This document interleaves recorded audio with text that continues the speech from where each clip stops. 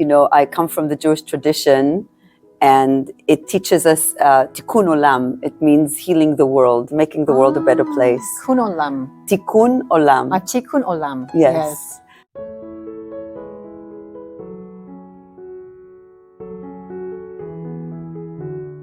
Hi there, welcome to Heartening TV. I'm Debbie. Today I have a special guest, Noa Baum, originally from Israel, living in Washington, D.C. She's the author of 2 wonderful books and a world peace advocate, storyteller, and coach. So she doesn't only write about world peace, but also gives workshops and education to companies and schools so they can have organizational peace and happiness.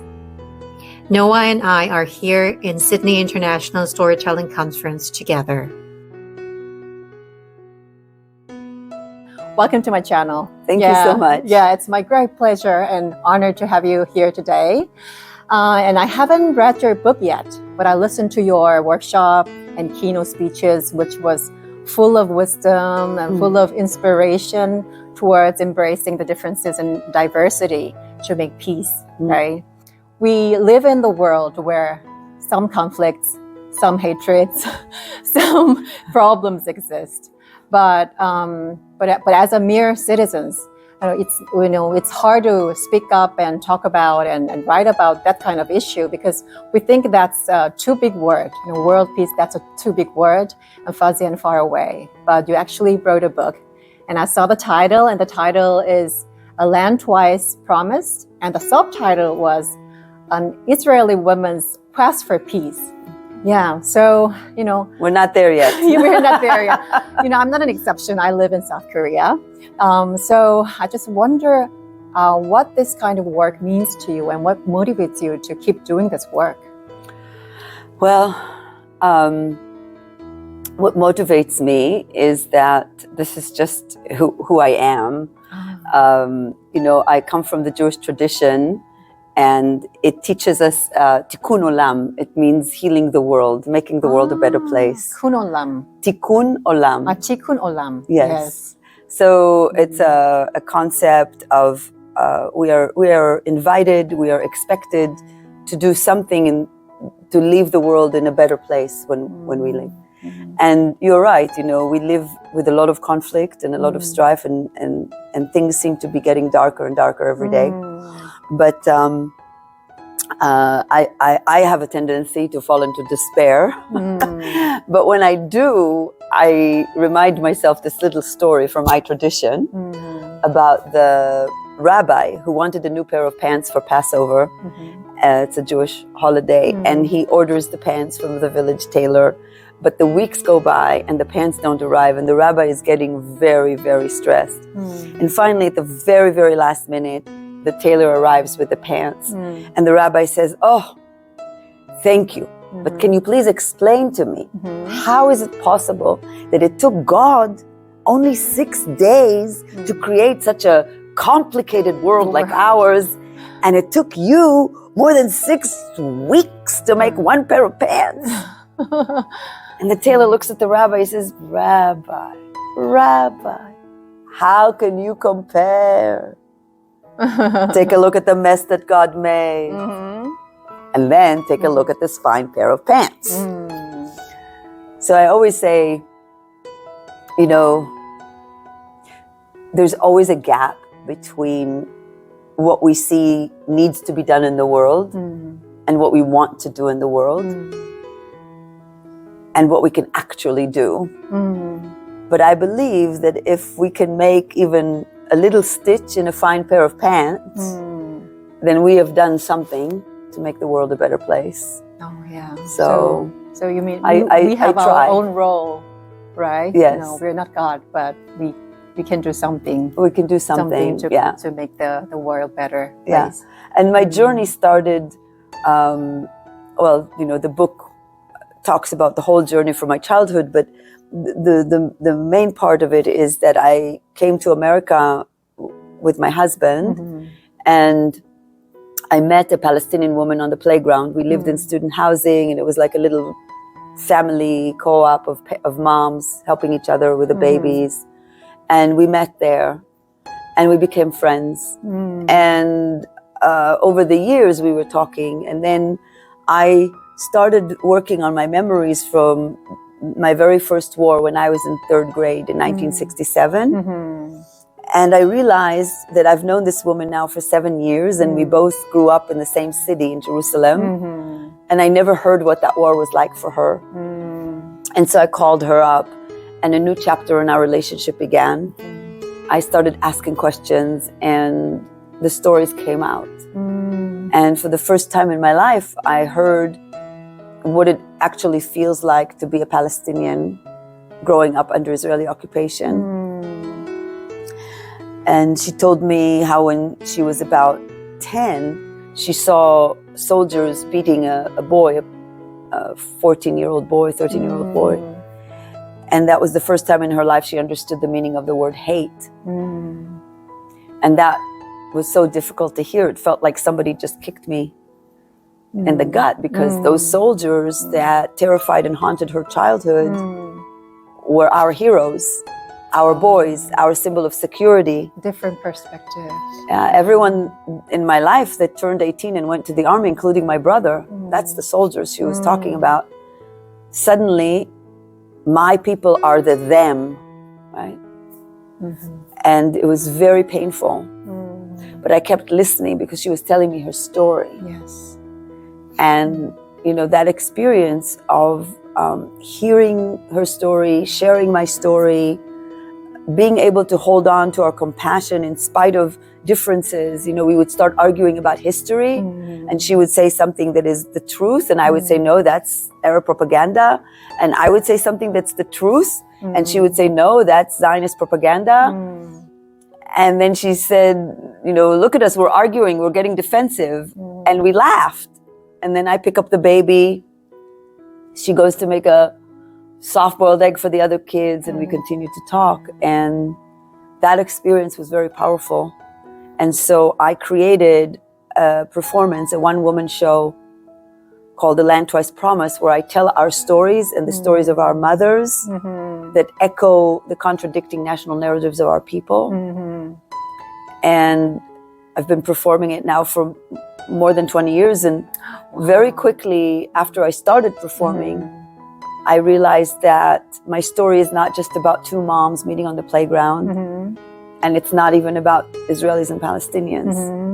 That my story is about the power of storytelling and the power of listening to the story of the other, even and especially when they're different and when their story can be difficult to hear.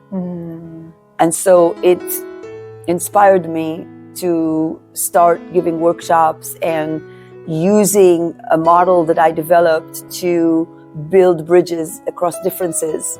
So peace building, not just between Israelis and Palestinians, but you know, where else is it relevant? Yeah, in the workplace, on bridging differences, interfaith groups, in schools. So that's how I came to this work. Beautiful. Thank you for your message.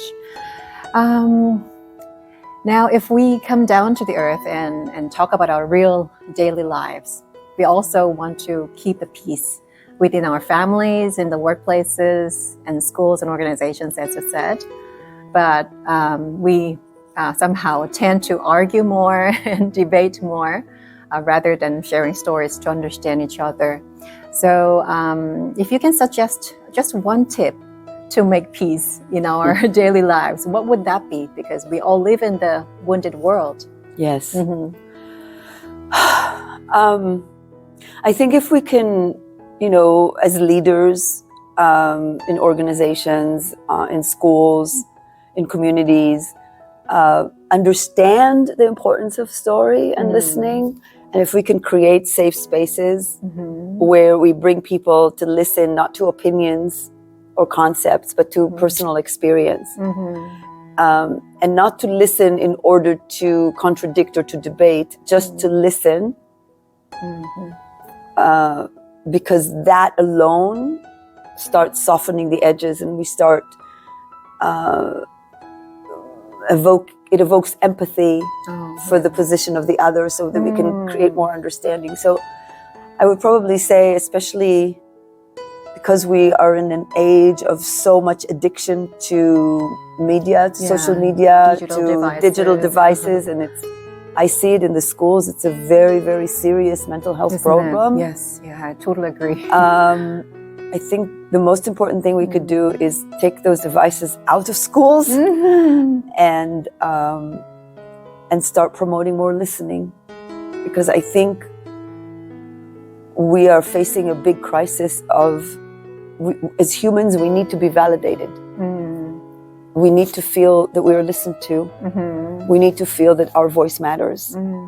And when we are not being heard, we feel alienated, we feel disconnected, and it leads to a lot of violence, to a lot of suicides, to a lot of mental health issues that come from this separation. But when we can invite more listening rather than this, more this. Yeah.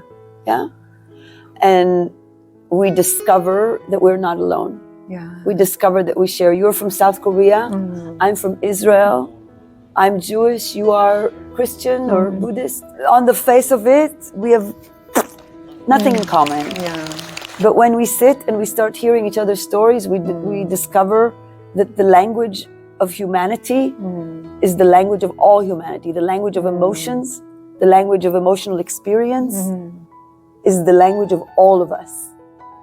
True. And once we discover that, then my need to defend only my tribe calms down. And I become more tolerant. I become more accepting. I become more curious about other people. I look at you, I say, oh, she's Asian. You know, I don't know anything about her. I can just walk away. Oh, she's I can put you in the box, them, and label. and I'm a Westerner. I can't even tell the difference. Chinese, Korean, Vietnamese. I don't see they all Asian, look the same. Asian, right? Yes. But if I say, oh, here's somebody different, and I'm curious about you, so tell me about you, yeah. So if we can create a space to invite us to meet each other and to look at the curiosity rather than the threatening, and I think story can invite us into that space. Yeah. Because once you share your story, you know, like I shared a story about my parents, and these people from all over the world come and tell me, oh, that's just like my parents. So my Jewish Israeli parents, so their stories are just my like stories. the Korean parents and the New Zealand parents and the Australian parents and the Indian parents. I have friends in Singapore and in India. Oh my God, you just told a story about my mother. I was like, I told a story about my mother. So that's when we start discovering Definitely how alike we are. I mean, this real interaction is totally different from what we hear from CNN or BBC. It's a different feeling, right? So it's we are emotionally engaged, and we get to understand each other. So I think that's the most important thing. And you also share that a value in your workshop and in your keynote speech and in your book. So when you have your voice out, I think many other people out there will be also inspired. And I think it's important to remember that Facebook, Twitter, Instagram is not connection.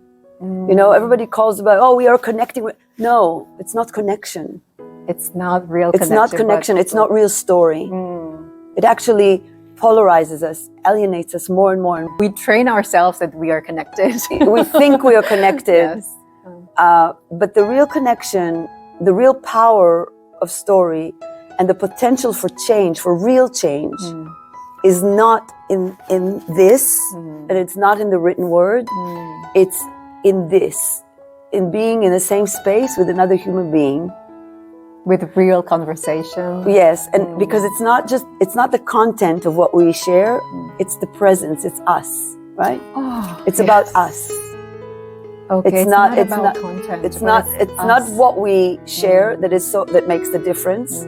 Of course it's important, right? But what brings the change is the process, is the relationship. It's not about the content, it's about us. It's about the relationship. It's about realizing that we are all on this earth together. Thank you, Noah, for being present today, and thank you for your presence, and thank you for being together today. Thank you so much. Thank Thank you.